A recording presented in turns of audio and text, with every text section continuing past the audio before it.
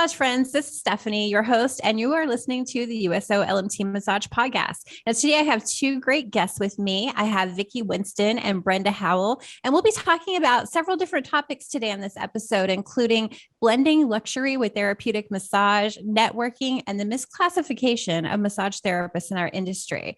So before we get into it, let's have our guests introduce themselves. So which one of you wants to go first? Go ahead, Brenda, alphabetical. Love it. Mm-hmm. Well, I'm a massage therapist. I own a clinic and a school. Where are you from, Brenda? I am from California.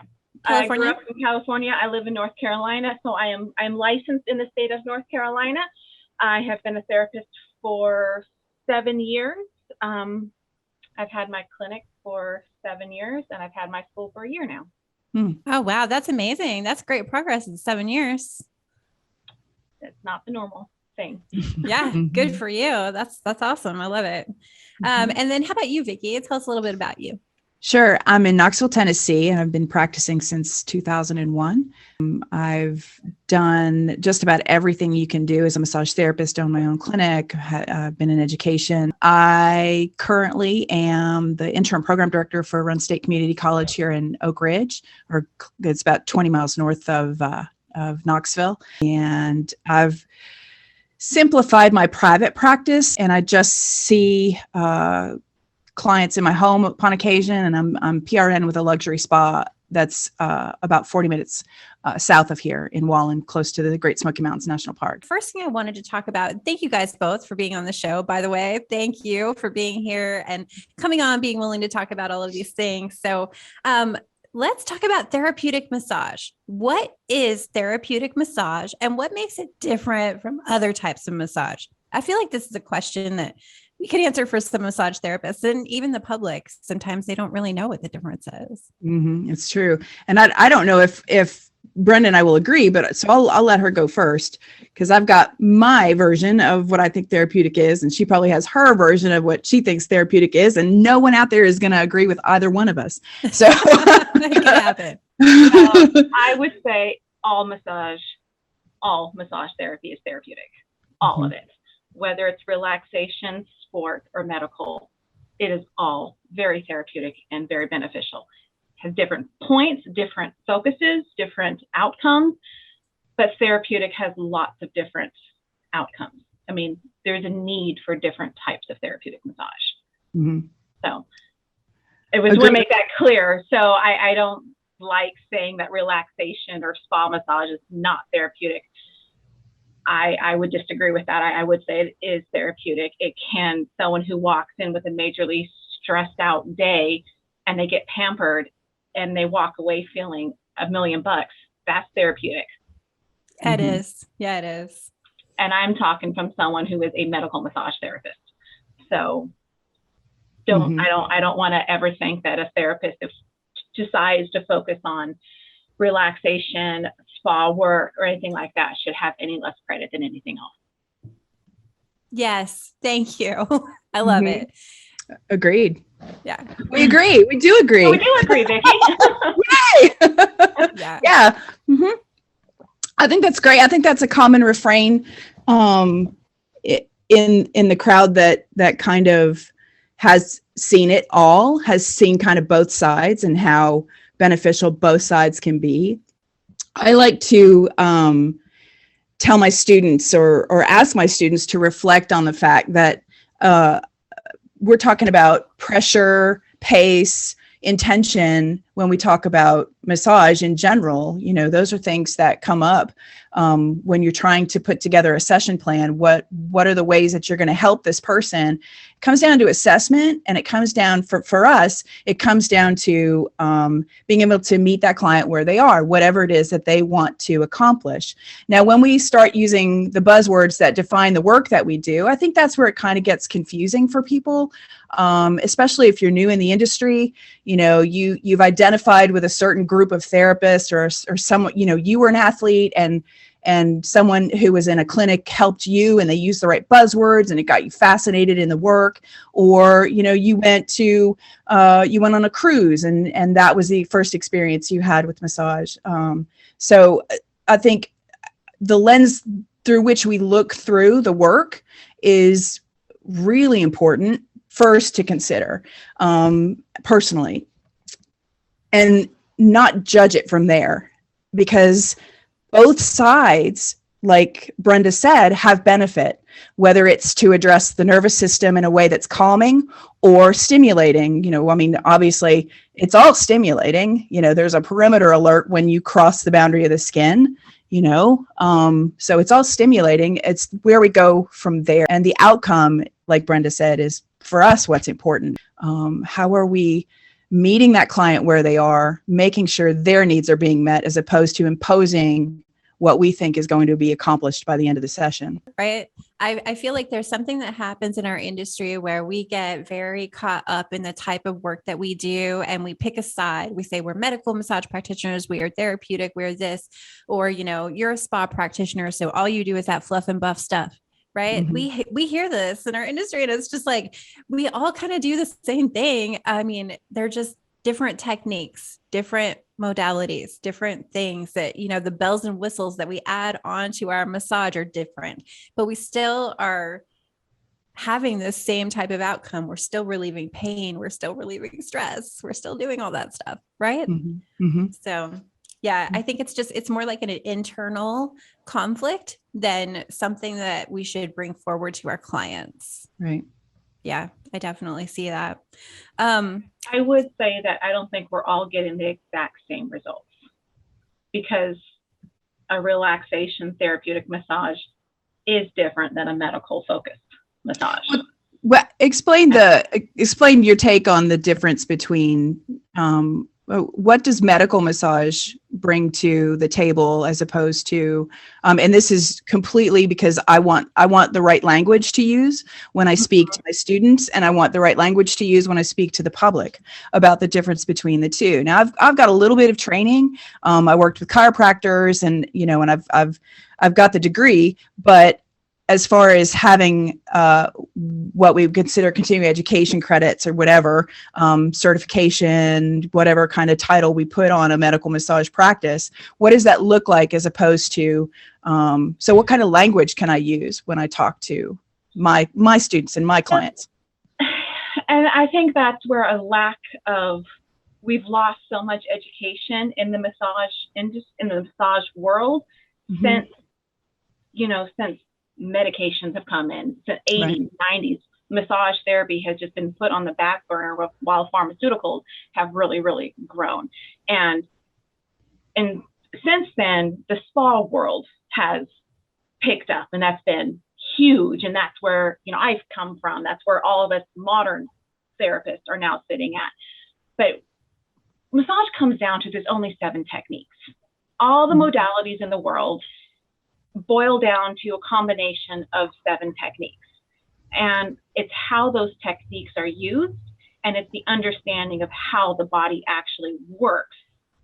That's medical massage.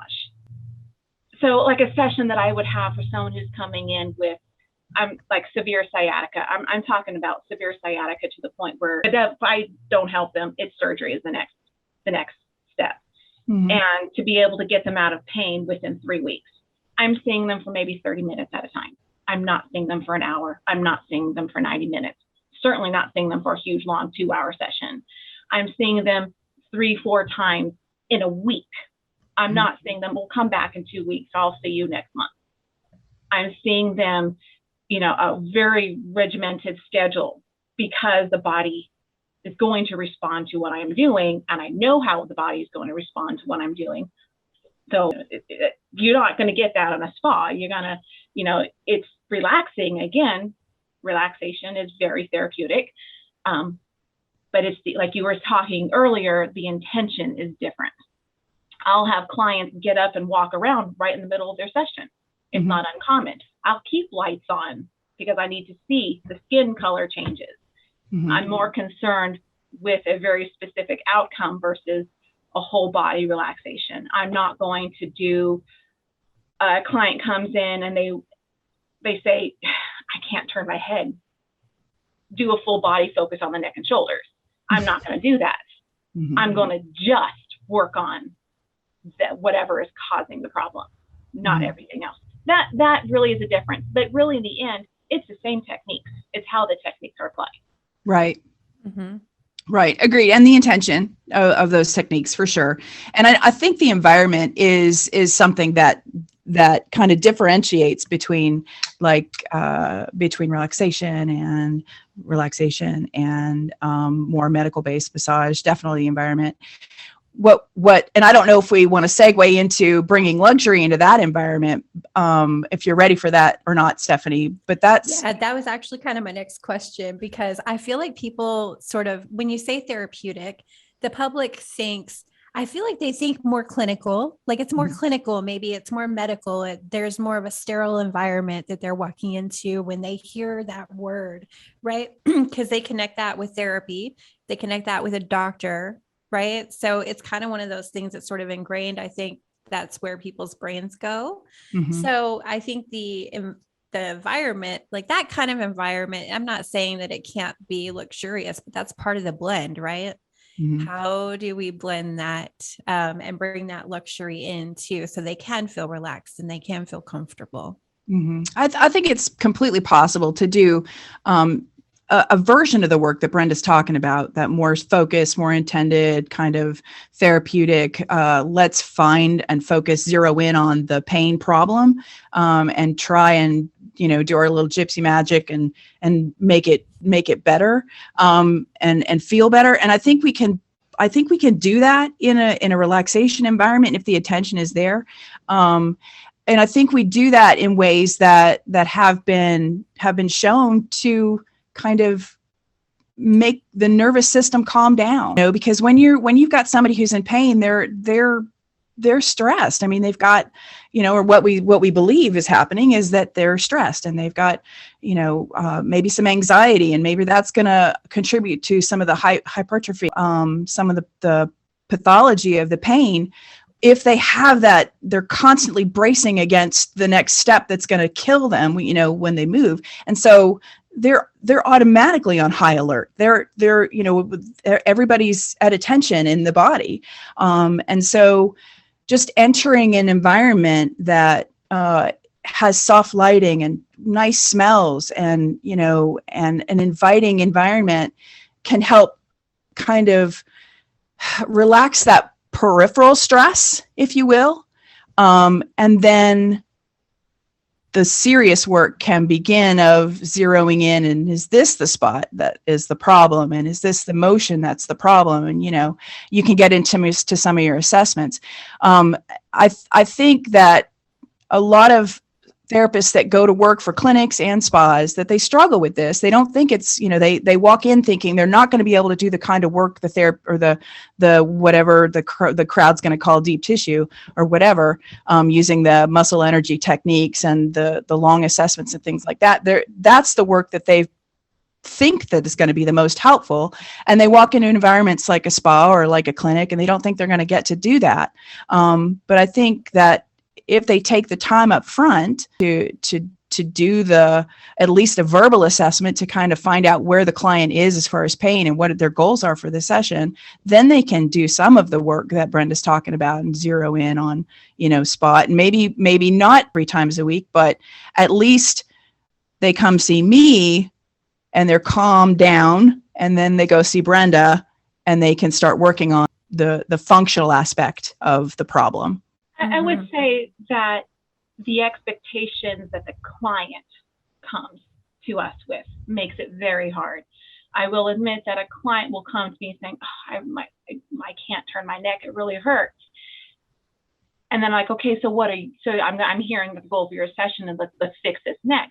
No, I want a whole body, I want to relax, you just spend a little extra time. Right. So then you're getting, as therapists, we get a lot of mixed signals from our clients. Mm-hmm. But I think it's because they don't understand the power we really have. And honestly, their intention may very well be to just relax. Mm-hmm. And that's okay. I can do that too. We can all do that. Mm-hmm. But, we've all had those clients where, I have this problem, fix me an hour and let me fall asleep while you're fixing me. Yeah. And so we get mixed signals signals from our clients as well. So we're people pleasers. I mean, as massage therapists, as a profession, we are people pleasers.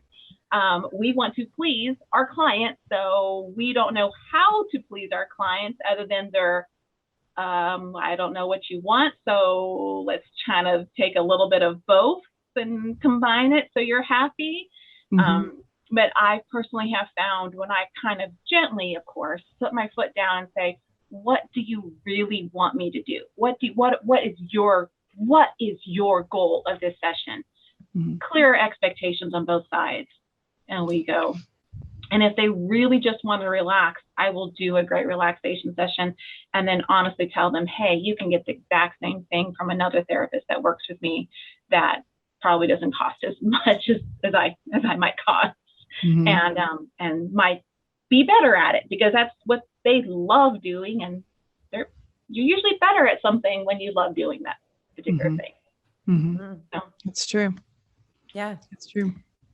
So, any other ways, Vicki, that we can blend that luxury with therapy when we're talking about stuff like this? I mean, definitely the environment, I think, can make a difference.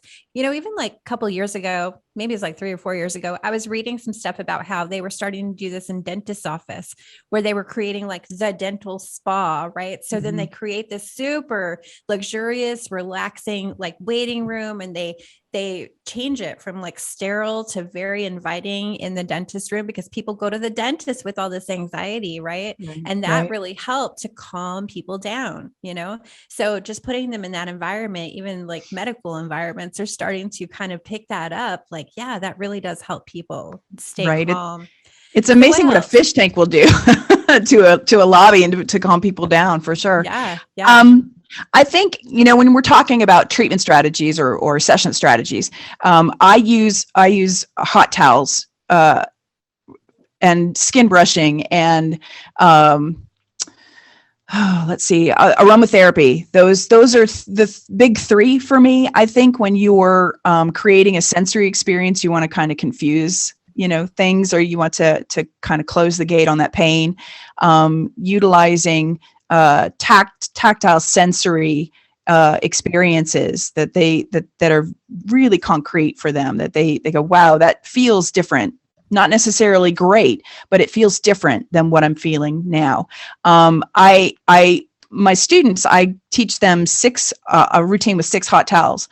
I teach them how to use the hot towel and the décolletage on the face, the back, and both feet. I incorporate feet right in the middle of my session, as opposed to either at the beginning or the end. And those, you know, the feet are, I like to use a topical peppermint for those who can tolerate it, you know. And honestly, we have so much warning about allergies and such after 20 years of practice and, you know, over 15,000 sessions. I have a handful of people that didn't like peppermint, you know, like literally maybe 5. So I think incorporating those in any environment can be helpful. I really like using a hot towel in the décolletage across the chest here, especially at the end, because it encourages a deep restorative breath. Which we know that, you know, the diaphragm kind of slides over the vena cava and the aorta and the cisternochili, or, you know, the thoracic duct.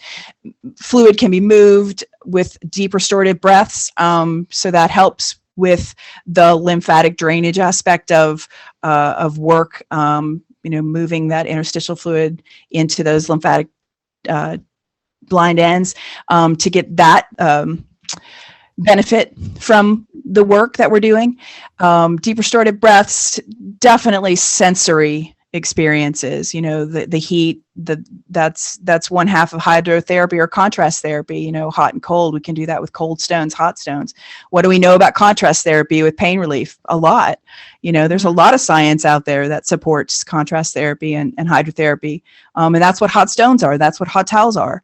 Oh, yeah. I mean, a lot of those small details that you can add to your service that can be therapeutic and luxurious. You know, you can have both. You really can have both. Yeah. Brenda, do you use any of that sort of stuff in your medical practice? No. What do you think about it? Like, what's your opinion on that? It's great. hot towels are wonderful, opening up the skin. I for my lymphatic drainage work, I definitely see the benefit of all that. I'm just a very simple, bare bones type of girl. I have a case. She's in stage 2 lymphedema, and it's not a limb thing. It's hard to explain. She was damaged at the up here. And it was it's a horrible case, but we can keep everything at bay with this thoracic pumping and a little bit of drainage there. So I see her a couple times a week, but only for 15 minutes, because it's just enough to help her keep everything at bay with her constant life compressions that she's in, and she will have it for the rest of her life. And we are getting to know each other really, really well with that case. So for that case, because money for her is an issue, the shorter I can keep the session, the more benefit it is to both of us. So while I'm not one to really, I don't do 15-minute sessions, and I'm sure there's going to be manual lymphatic drainage therapists out there going, well, you can't do that in 15 minutes. And they're probably right, but we found a happy balance that works. So, you know, a little bit of drainage in the subclavian region, thoracic pump, and that's all I need. And then she drains. It works for her. I don't understand all the science behind that exactly, but we found it to be working, and so we're doing it. And like I said, it's only 15 minutes, so that helps. That helps her. Yeah. I think there definitely is a huge market for that. Like, I've talked to tons of chronic pain patients who say, you know, massage therapy is too long. It's sometimes those hour-long or 90-minute sessions where you think you can really help somebody out, sometimes it makes them feel worse, you know, and there really are people out there that will avoid massage therapy because it hurts them, you know? So definitely there's a market for the 15-minute spot treatment. You know what I mean? It's huge. And I think what Brenda mentioned about the cost being cost prohibitive, absolutely. I mean, how many patients have we seen over the years who have had, you know, we're the last line of defense, so they have spent thousands of dollars on practitioners, you know, medical doctors and trainers and, you know, acupuncture, all the things, and they finally end up on our door, and we tell them, yeah, you have to come back so many times at this dollar amount. I mean, that's and we might be able to help you. You know what I mean? So we have to really keep their financial health in mind. That will add to stress also. And that's one of the things that folks in the luxury environment have to combat is, you know, you've got spa owners that want that return business, but not everybody can afford $125 for a 50-minute session, you know, twice a month or twice a week, you know, and then sometimes that's what they think we're supposed to tell them that they need. That's not us. I need Brenda's phone number. You know, I need to find the Brendas in my region to make sure that this client is taken care of. I'm not going to gaslight them and oversell them on an assessment, you know, that I can't help them with to increase my bottom line. That's not patient-centered care. That's operator, you know, belief that I'm the one that's fixing you. It's not your relationship with the bodywork that's helping you. It's me that's fixing you, and I need to charge you a premium for that multiple times. When 15 minutes is what helps her, you know what I mean? That's cost effective. I think it's responsible stewardship of our clients' money and time. And it helps protect us physically. I think if I were back in a spa full time right now, I mean, I'm 54 years old. I've been doing this a long time. I'm pretty broken. I wouldn't be able to earn the money that I want to earn because I wouldn't be able to manage the caseload, the client load, you know, but being able to do work like Brenda does, translating the work that I do into a more therapeutic, more compact treatment, I think would be helpful for some therapists to be able to say, I can do that. I can do that too. I'm curious, Brenda, what you've got some training in lymphatic drainage. You've got some training. What other kinds of like suggestions for students? Because I'm all about my students right now. I've got a cohort of 4. They're done with their second semester. They're about to go into their externships, and I want to be able to make sure that they have the right language for the direction that they want to go in, because but I've done a lot in my career, but I definitely zeroed in on what was effective for me, and what I loved. So I want to make sure that they have the other side of it. Brenda, what do you suggest for a student right now? What do you tell your students when they go out? What kind of modalities are they looking for? Well, I have only 6 students, and they're my first class, so we're learning together. Like, the school is brand new. We were approved by the state in October, so January. Congratulations! Yeah, we're the newest school in North Carolina. Wow. And but anyways, I've been telling them, like, well, right now it's really interesting because they're actually in the modalities class. So their first set of hands-on classes I taught them was, I call it their techniques class. I did not teach them Swedish massage. I did not teach them anything like that. I taught them effleurage, kneading, compression, vibration, passive. I taught them the 7 techniques. Right. And you know what? I didn't even teach them how to put it together. It came together naturally for them. It's natural. Of course, we taught them why you would use this, when you would use that, and the physiology behind everything. So that's the first section. Now they're in modalities, they're nearing it. So they're getting introduced to like myofascial, they're getting introduced to Thai and reflexology. And of course, they need to study the Asian modalities because it's on the MBLEX. They need to be introduced to that. And it's really interesting seeing how the students are starting to perk up things that draw their attention. So I haven't really told them one direction or not to go in. I mean, they've all started saying like, oh, that's just that technique and that technique put together. I already know how to do that. I'm like, right, exactly. You actually do know how to do it. And just perfecting it now is, that's all they're doing now for the rest of the year, is perfecting it and memorizing their muscles. Right. Right. Getting ready for that test. lots and lots of muscles. I just wrote their final yesterday for their AMP class. So I haven't really gone a lot into it. Then the last part of the program is going to be in medical massage, mainly because that's my passion, and I want to see, the goal of my school is to develop the science behind it. And I really felt that if you can do that, you can do anything. You can go anywhere you want to go in this field. Even if they just take 1 or 2 things from medical and they decide to go the Thai route, they'll understand what sciatic is and the basic principles on how to correct it.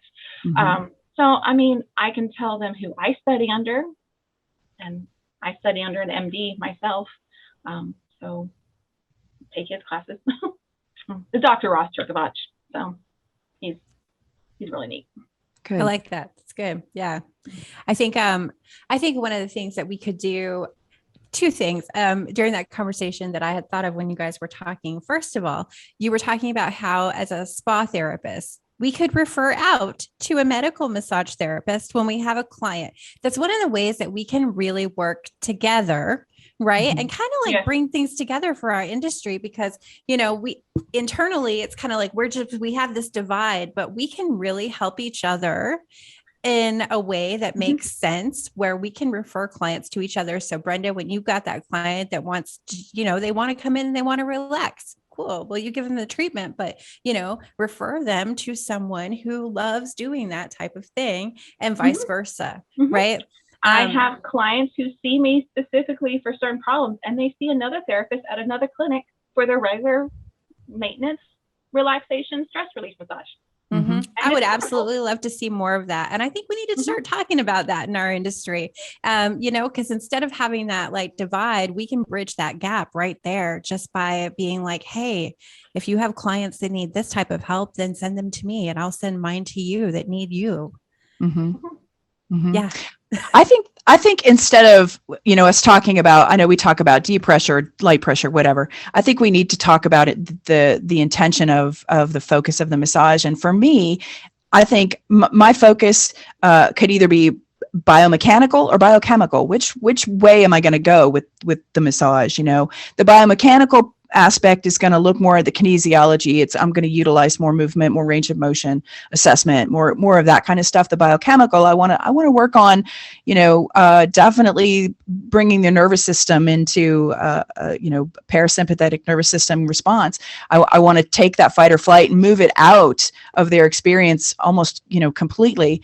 And I can even match both of them within the same session. I had one of my massage instructors years ago. She said, yeah, you can put the pressure on them, make them hurt, but you have to make nice afterwards. You can't leave them in that state of stress if you've been eliciting pain. And the longer I go as a massage therapist, I realize that my goal is not to elicit pain.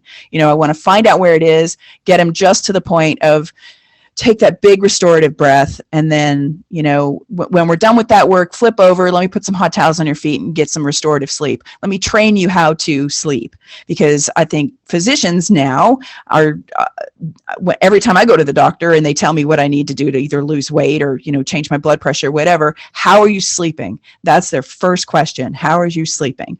And if I don't say, we're supposed to get 7 hours a night. I'm up at night with pain. I'm up at night with cats. I'm up at night with, snoring, whatever, apnea. And those things can contribute to my inflammatory response in my body. They can contribute to the stress level during the day. They contribute to my weight gain, and my cravings and all of that. So restorative sleep is imperative. So that's where that duality comes in. I can approach from a biomechanical perspective when the client asks for that. And I can also definitely approach from a biochemical standpoint and making sure the nervous system, the endocrine system, and the digestive system, respiratory system, all of that homeostasis is something that I consider when I choose to work on somebody, or when I choose what direction I'm going to go in. Mm-hmm. So we can do both. Yeah, we can. I love that. I love that there are so many different options in our industry, and, you can just take things however you want to take it. And, even Brenda, you were just talking about that, where, you give them enough medical to give them an idea of what it might be like, to where they can go and do the research themselves. And I think that all massage therapists really need to have that. One of the things that I was thinking about when you were talking is that the schools can kind of teach us, and both of you have kind of alluded to it, like you both have schools and you both kind of teach those things that you're passionate about and that you're really good at, and every school is different. Not every school is going to teach the same type of thing.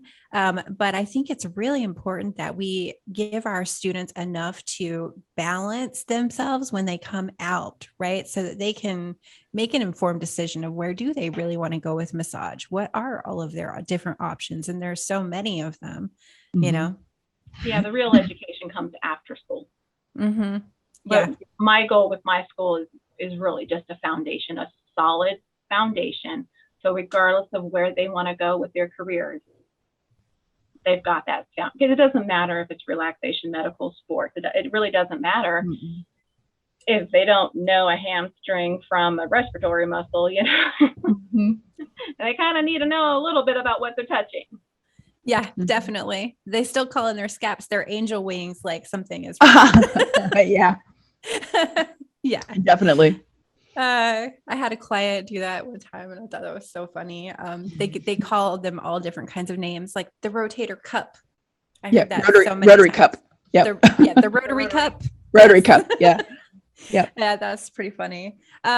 So I feel like we can kind of segue into talking about networking. So when we've already kind of talked about referrals and how we can kind of work together no matter what type of practice that we have, and refer to each other. So let's talk a bit about networking. Like, how do we do it? And I know, Vicki, this is kind of one of your passions. So talk to us about that. Well, there are two focuses on networking. You get the standard networking lecture in business class. I think it serves two purposes. It educates the public and it gets exposure for the therapist. So, and this is the one half is networking, therapist networking for their own business. For me as a school instructor, as a program director, networking has really added a lot of I don't, the word flair comes to mind to our program, but excitement and energy. You know, we spend days in class doing muscle, body, biomechanics, biochemistry, all of that in class. And rarely is there an opportunity to get out there in the world and see what actually is happening in the world of business. And so I've made it a real point for my program to get my students out in public, not only providing chair massage, but actually, going and getting services. And we traveled to the Atlanta School of Massage this year, and some wonderful people Zoom into class and speak to the students about, relationships. We had Savannah Bell-Moore from My Massage World come over. Love her to death. I love her so much. We're so fortunate to have, we're going to Paul Kelly's place over is here in Knoxville. So we're going to go visit with him. But getting the students used to asking for mentorship from therapists in their community. Yeah. And the way you do that, if I can't network those people, then I can't model how they should network their businesses, if that makes sense. So I model being able to network outside of the normal kind of business boundary. World Massage Festival is in Cherokee, which is about halfway between where you and I are at. Well, a little closer to you than me, probably. Yep. But it's here in North Carolina a lot. Mm-hmm. It's one of their favorite locations. And I know the students all wanted to go there. Like, oh, let's go. Let's for a field trip. I'm like, it doesn't work that way, you guys. Mm-hmm. I have to way advanced planning. But no, that would be awesome to have nothing else included in their tuition membership to that. With lifelong CEUs paid for if you want to. Absolutely. Extra $1,000. It's not really that much. No, I mean, why not? Why not? And it's really amazing that I've met some fantastic people. So I've really made it a point in my own personal career over the last 5 years to just put myself out there and meet people and to make people talk to me.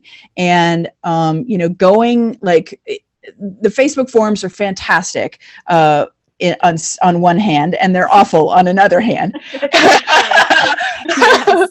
But here's what I've been able to do. I've been able to kind of observe, the conversation and kind of where do I fit? Where is the place that I fit the most? And finding those people that I respect the most in those conversations.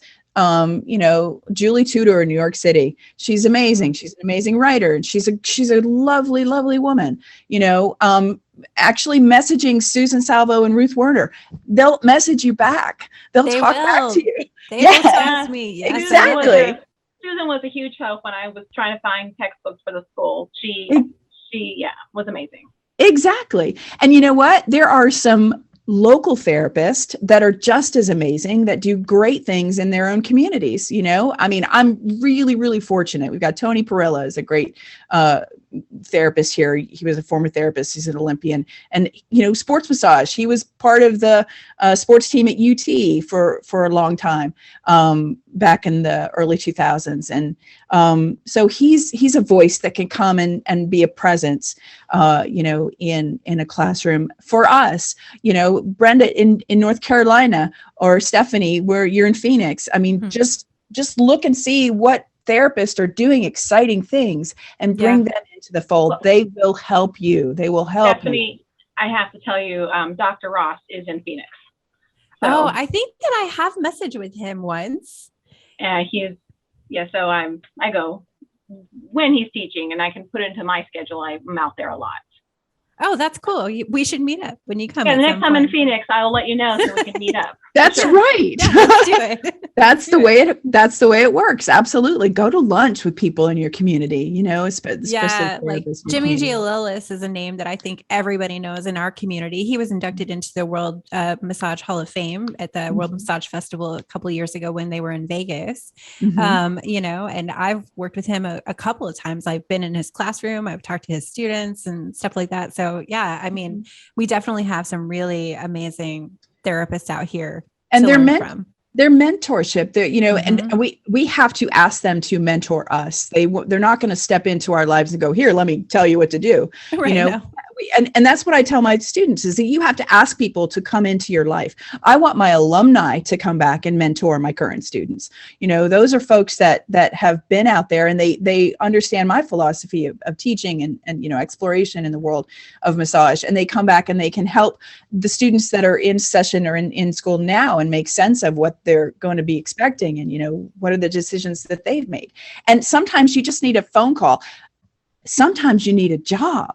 Why wouldn't you build bridges with every massage therapist in the city when a job is a potential there? You're going to work with somebody. You have to network to develop those relationships.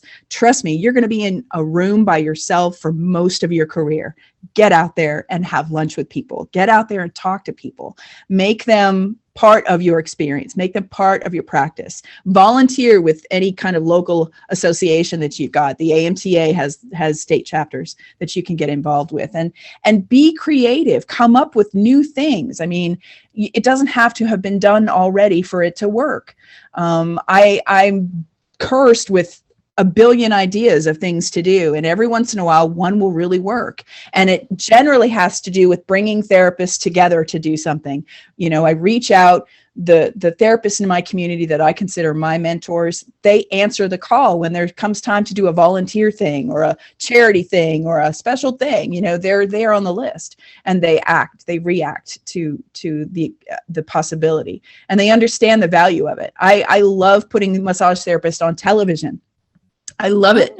I love putting people together and having their picture be in the paper. I love, that's what I can offer. If you come help me, I'm going to make some attention come about that. You're going to get some publicity.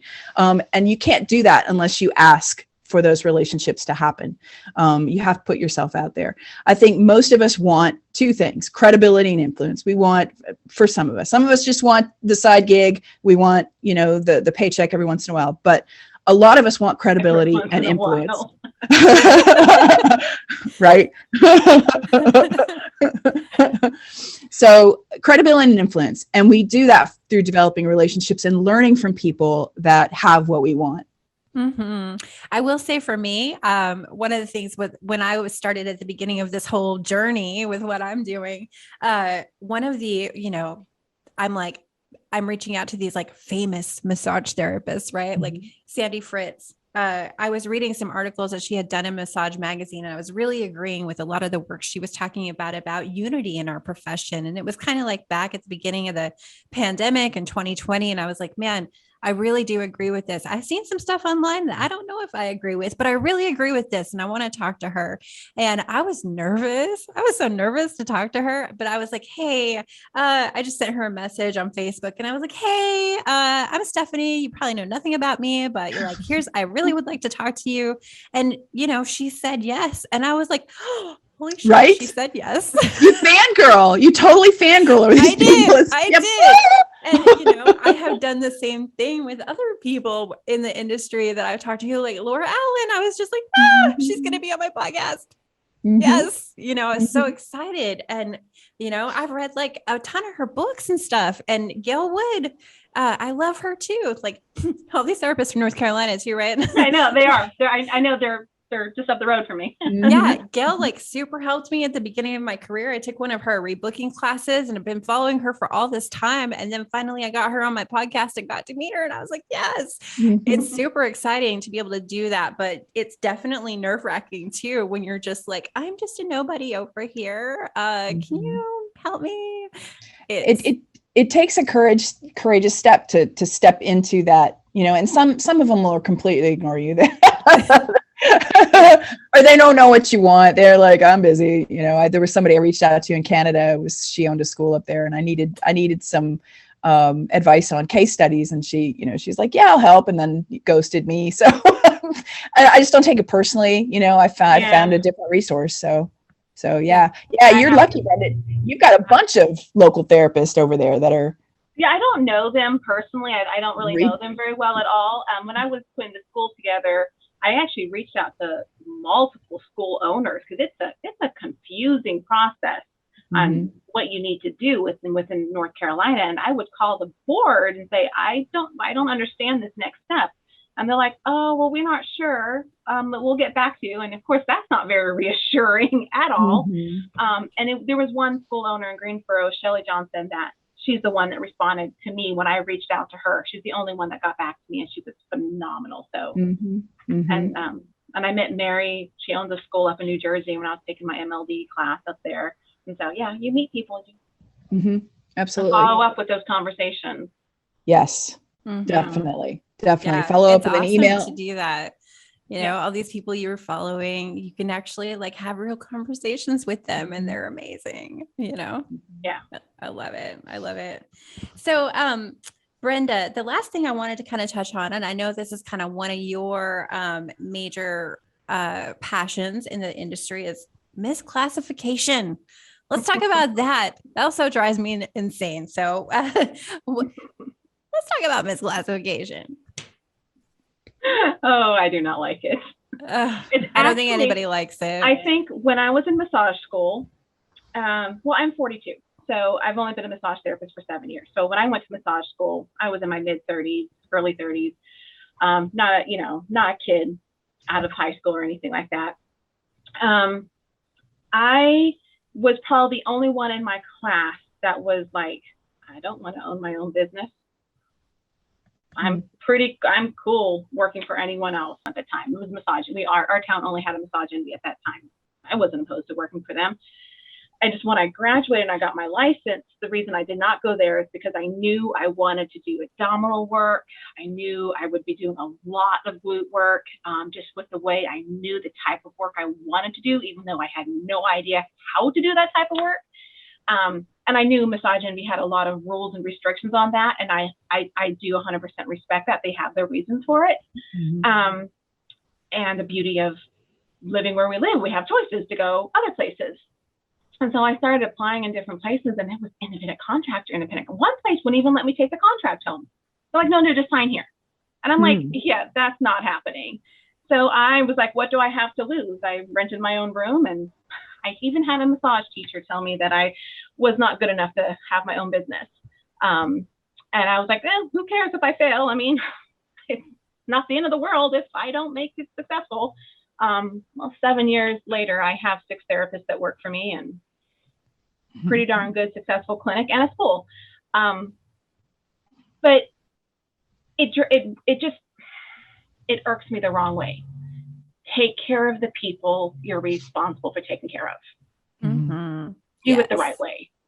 Just because everyone else does it, does not mean it's right. I really don't think there is a true situation in our industry where independent contracting is really, really correct. Maybe in a chiropractic setting where massage is not the main advertised service. Maybe in a hospital setting, I can see that. But other than those types of settings, we're talking spa, clinic, whatever you want to call the business, I don't see it. I see it, you can be a renter. I think renters should, I think people who don't want to go the employer route should just go the renter route. Or you have the employee route where you have to learn how to do it. You have to learn the responsibilities that you have if you're going to be hiring somebody. Yeah, I know. Independent. I wrote a blog about that. I don't know, a few months ago. Like, this whole thing had led me to do a lot of research. And I was on the Massage Boss Summit back last year, and my whole presentation was on hiring. And one of the things that I gave out, and I think it's free on our website, there's still that little resource up there where you can just download the differences between a W-2 employee and a independent contractor. What are the tax differences? What's the tax implication to the business owner? What does it mean for the therapist? It's a really good like side-by-side comparison chart. So if anybody wants that, go to my website, find my blog about independent contract work. There is that resource on there. Take it. It's for free. I really think this topic is shooting our profession in the foot, because we then all of a sudden, these therapists have this idea that they cannot be an employee somewhere because they don't want to be controlled. That to me is like, are you saying that I control my therapist? I mean, they walk into their treatment room, they're required to have personal liability because I'm not overlooking their shoulder. They're the ones that are responsible for that client in that room. All I am saying is, if you said you're going to work the shift, please show up for your shift. Mm-hmm. You know, you're not responsible for anything else other than rebooking clients and being the best therapist you can possibly be. Mm-hmm. Yeah, I think we down here in Phoenix and even like the Tucson area, we see a lot of stuff where it's like people will get hired as an independent contractor, and then they have someone booking all of their appointments. They have all of their clients' information in their computer. Mm-hmm. They're not really an independent contractor. They have to show up at work at certain times. They have to wear a certain thing. Like, you know, that goes back to what we were talking about earlier about, you know, how do we, you know, when I want to refer a client out to see somebody else and someone else wants to refer a client out to me, when you are working in a large building with multiple therapists and they're all independent contractors, you legally cannot just have that client information go back and forth. You can't tell that other therapist what's going on, because unless you have a signed form from the paper, like two doctors working in two different clinics can't just share medical information about their client. They have to have a signed consent form to have records go back and forth. Are those independent contractors doing that when clients go back and forth around? Not from what I've heard. I've never heard of that. And one of the beautiful things about having them all as W-2s is they have access to the same client file. I'm allowed to share the clinic case of that. You know, of course, we don't share about, you know, because we're more than just therapists. We're therapists as well in some of these sessions. And of course, we don't share that stuff on with each other. But if I'm working, you know, like, hey, I'm working this low back, I want to know that I work the erectors really well. I work the QLs. I work the glute medius and maximus. Katie, I want you to really focus, if you can, on the abdominals and the psoas and the quads, and maybe we can work out that balance. We can work together. We're allowed to legally share that information back and forth. So if we want to continue this whole networking idea that I have never met a therapist who's against it, we need to do it legally as well. Mm-hmm. That's a good point. Mm-hmm.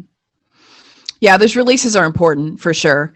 And Stephanie, you mentioned your resources. That's fantastic. I can't wait to download that and hand that out for my students for sure. Savannah's got a lot. She's got a couple of videos about independent contractor on My Massage World. And I know she's got a ton. I think she actually has a release for a physician's release and a referral release that you can download for free from her website. Savannah is a whole wealth of knowledge. Absolutely. I have been following her since I started massage therapy. She's amazing. I hope to get her on here to talk soon. Done. I'll send her an email, Stephanie. All right, cool. You send your email. She'll 100% do it. That's right. She sure will. Yep. Yeah. That'd be awesome. I was going to say, Stephanie, I just wanted to mention that there's absolutely nothing wrong with being an employee, a full-time employee. It's expensive for the business owner for sure. Brenda, my hat off to you. I did it for a little while. I had 3 employees and it was so expensive. I was like, nope, can't do that. Yeah. I have, there's 6 of us. So legally, because I'm a incorporation, I'm an employee. I have to pay myself as an employee.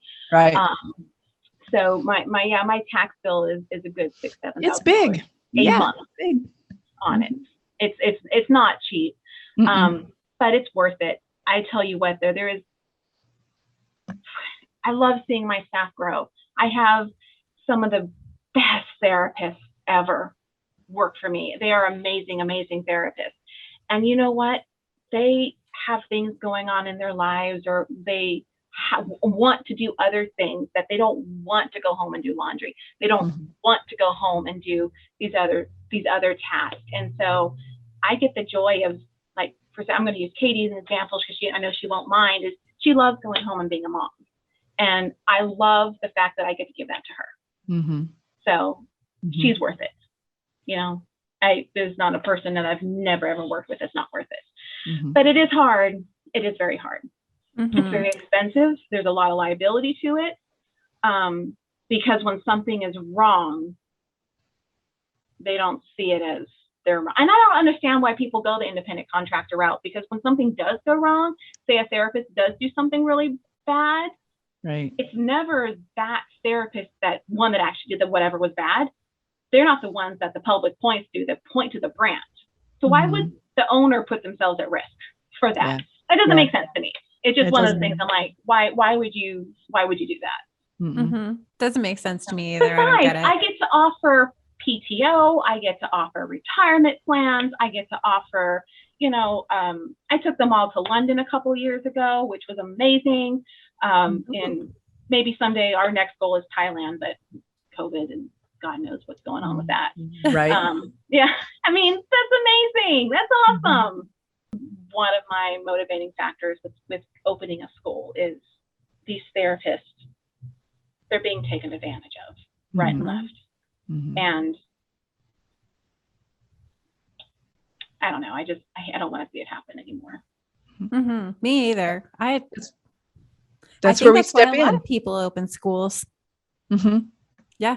It's one of the reasons why I wanted to come in and give some education too, because I got a lot of business knowledge behind me. There's a lot back in there that I could offer. And I've been on the spectrum from the franchise therapist to, lead therapist in a franchise. I've worked at spa. I've been a spa manager, where I've seen kind of like all the whole gamut of, what this is. And I can see very clearly where there are issues. And those are the things that I want to try to tackle. Like, how can we bridge this gap or this problem, moving forward? So I think we can really, truly put this whole IC thing to rest. I mean, just stop it. If therapists would, right now, a massage therapist can walk into any place and pretty much get hired on the spot. Yeah. Oh, yeah. And so if they would not work for companies that classify them that way, they would not, those companies would not exist. Right. Or those companies would come back to just being solo practitioners. And again, there's absolutely nothing wrong with being a solo practitioner. And I think it goes to also schools and a lot of people promoting this false idea that you're not successful if you don't own your own business. Agreed. I think that is so misleading and so sad, because to me, I see the success of what my therapists are doing, and they don't own their own business, but holy cow, the work that they're doing, the clients that they're helping, you can't tell me they're not successful. Yeah. I mean, I have former students that have worked for the franchises for most of their career, if not all their career, and they have been able to purchase homes. Of course, no one can buy a house right now, but I don't own my own house, and I've had my own business. Who am I to say in any capacity that whatever makes a therapist successful is their bottom line? I mean, they get to decide, if they're successful or not, for sure. Yeah. I feel like it can be a little harder with that variable income, in the franchise environment. But honestly, those therapists have a lot of room for upward mobility that they don't get. Franchises, don't underestimate them. I've been working with them as they come in through the schools. They're, because they want to hire a therapist. I'm hearing more about it. They're wisening up. Yeah. And I would say those of us that are independent owners with small businesses, if we don't pay attention, we don't jump ahead of them, we're going to lose out, and they're going to be even more successful, because they're starting to learn. And the therapist will go where they're treated right. Yeah, it's true. And it's kind of been a goal of mine, and why I have been so vocal. I'm like, I hope the franchise is listening to me. I really hope they are, because if they fix it, then we don't have to do it. You know what I'm saying? And so I do hope that they are listening. I do hope there's some franchise owner out there listening and just learning, what are we talking about, and not getting offended by the information that we're putting out there. maybe we have therapists on here, they complain about this or they complain about that, they complain online, you know what I mean? And I know it's really hard as a business owner where, I think a lot of people start taking that stuff kind of personally sometimes because things are difficult. They are difficult, right? But when you can look at it objectively and go, okay, well, they're actually kind of telling us what they want. They're telling us what they need, and the franchise can do that. They can sort of take that step back and go, oh, I see what's going on here. Right. I was just thinking, if independent contracting really was something that we legally could do, this franchises would 100% be doing it. Oh yeah. Yeah. Because it is very expensive. Yeah. And the franchises know that if they don't do it legally, they won't be in existence because the IRS likes their money. Right. Yep. So, I just think, keeping promoting your information that you have, Stephanie, to people who want to come up and start, money. And that Facebook group that I monitor that you're in, Stephanie, for the employers group. Yeah. I never allow people in there unless they already have therapists, W-2s, only because it's a different ball game. If we decided early on, Sarah and I decided early on, we wanted the group really to be more about supporting us as employers versus constantly teaching people how to be an employer. So, but there are some great resources out there. Savannah, 100%. I cannot. Yeah, I have done a personal consultation with her when I did my last pay increase and my last price increase. I cannot. She knows her numbers. I mean, I know my numbers, but she knows how to teach numbers. I'm not a teacher. Yeah. Like I spent last year learning what do the employees want, right? I surveyed them. I surveyed a crap ton of people, right? And just asked them all the questions, like, what do they want to see in their jobs? How do they want to make this better? What are their ideas? And I really wanted to spend this year learning more from the employers. What do they want to see? What do they think is wrong? Where can we help them too? And I feel like it's so important because, I don't know how much help or support employers in our industry actually get from, do they have an association? Do they have somewhere where they can go to, actually get the kind of help and the networking stuff that they need? Like, that's why I started that group, because there isn't any really support that I know of. I mean, my state board is totally cool with misclassification. I mean, if you're an independent contractor, you don't have to have the establishment license. Only the person who owns the thing has to have it. And then I don't know. It's so weird. If you share a room and you both are just renters, then you have to have it. But if you don't share a room, you don't work with anybody, you're just 100% solo, you don't have to have it. It's so weird. So our state's really not that great on it. And I know there are several people that that's not their passion. That's not where they fall in. But yeah, I definitely do want to see independent practitioners and massage therapy owned employers come up in our industry. Brenda, when you're talking about how we're going to be behind the franchise again because they're learning and they're catching up, right? I don't want to see that happen. I would love to be able to see more of our massage therapy owned employers in that spotlight, Well, it's both ways, because if the massage therapists get it right, the franchises don't stand a chance. Yeah. Because massage therapists want to work for another massage therapist. They really, really do. They want that. Well, you understand what I'm going through, that type of backing. Yes. They want to be able to pick someone else's brain for like, oh, this or that. What about that? And I think the American public really loves supporting small businesses. And I really think we can be successful with it, but not if we don't get our stuff together. That's right. Are there any times that you do independent contract work? Have you contracted out? Because there are a couple of times that it really works well. And examples will be concerts, you contract with a company that's out of like stagehands or something like that. That's obviously an independent contractor situation.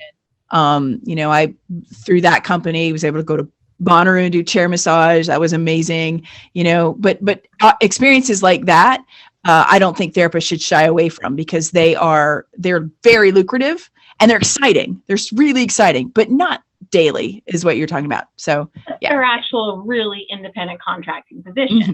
Yeah. It's a short-term set thing for a set rate. Right. It's not a variable rate. It's not there's no end time to their contract. That's the difference between the two. Yeah. I personally have never done anything like that. Have you, Stephanie? Mm-mm. I just been so busy with my clinic and the school now that I don't even travel. I don't even do travel massages because I'm just too busy. Yeah, I just don't want to carry that table anywhere. No.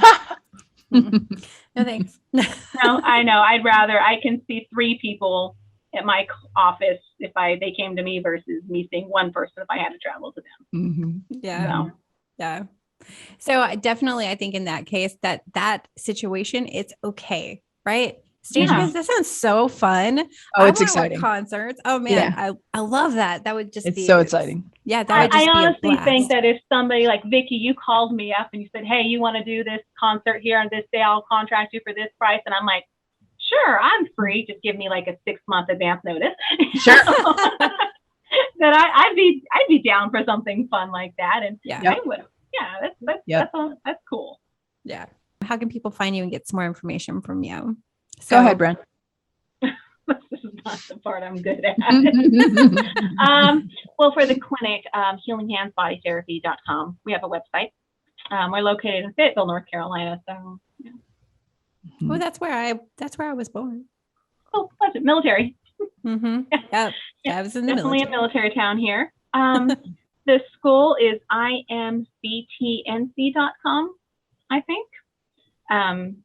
So if you're looking to go to school, we are the actually only school this part of the state. So there's nothing south of us or from us to where Charlotte is, all the way up to the coast. There isn't any other school. Yeah. So filling a need there. But no, I don't sell anything other than massage. Well, your Facebook group, what's the name of your group? Oh, the Massage Therapy Employers. Yeah. If the only requirement is that you do have to already have W-2 employees in that group. Not that we don't want other people to become W-2 employers. It's just that particular group, and there are so many great other resources and online stuff, which sometimes I cringe when I hear some of the advice that's going out there. Of course. But like you said earlier, there's great things with Facebook and there's horrible things with Facebook. Mm-hmm. Mm-hmm. Yep. All right, cool. And then Vicki, how about you? How can people find you? I think LinkedIn is probably the best place to find me. I do have a Facebook page, Vicki S. Winston, LMT. I think it's at Massage Gardens is the Facebook moniker. But LinkedIn, I think that's the best place to kind of connect with me if you want to reach out. For anyone who wants to do CE providing, Scott Dartnell, I hope you listen to this. I want him to bring his conference to East Tennessee. And I actually have the facilities now that can handle it. So I really want to encourage anyone that wants to do continuing education. I've got a 1,500 square foot lab with 10 hydraulic tables that need to be utilized more than it is for the massage program. Yeah, they need to be used. So LinkedIn, great place to hook up with me. Also support the school, support my program. I'm gonna just build a wall of love around the massage lab at RSCC. That's our Facebook page. So if you'll like and share some of the shenanigans there, you get to see some of the mentorship that we've been able to cultivate over the last year or so. But those are what my students are doing, and that's kind of where I'll talk about what I'm doing. Get a book called Critical Conversations, and it's actually available. You have it? Yes, yeah. Very good book. Yeah. So Critical Conversations, how to communicate, especially for those of us who are introverts. We don't, like I'm going to go and pass out on the couch after this because this is so much talking, have some chocolate and pass out. But yeah. yeah, being able to hone our message, make sure that we have the credibility that we want, make sure that we're speaking of from a place of organic understanding of the message that we're trying to send, reaching out of that uncomfortable place, and kind of moving beyond that comfort of the treatment room, which is where we're the best, where we feel the best, Mm-hmm. But yeah, being able to do that is going to be great. And you're doing great work, Stephanie. You're doing great work. I think it takes a lot of courage to step out in front of people, especially people in this industry, especially a woman in this industry. Thank you for kind of making an example of what it can look like for someone to step out and have courage and do what they say they want to do. You saw a need. Instead of just going, well, we should do blah, blah, blah. You said, well, let's do blah, blah, blah. Yeah, I did. Let's do it. So yeah, good work. Good work. Yeah, don't let anybody discourage you so much. Thank you. It's been really hard. It's been really hard. I will not lie. Holy shit. It's been hard, but I feel like we're in such a good place right now compared to where I was 2 years ago. I think I started this off like emotional. I was scared. I was nervous, but I was like, and I'm just going to do it. You know what I mean? And it's grown so much, and I've grown so much, and I've gotten to meet so many amazing people that I was just like, I love this industry, and everybody that I've met is just like, oh, they're like the most amazing person on earth. Right. Once you get face to face and start talking to them. So I'm so glad I did this. Yep. Yeah. Thank you. Thank you for having me. Yeah. Thank you both so much for coming on the show. Thank you so much for joining me this morning. Great conversation. This was Vicki and Brenda, and I'm Stephanie, and you've been listening to the USOLMT Massage podcast. I'm taking Mother's Day off, so I'll be back again the week of May 22nd with more awesome guests, and we will see you next time. Thanks for listening.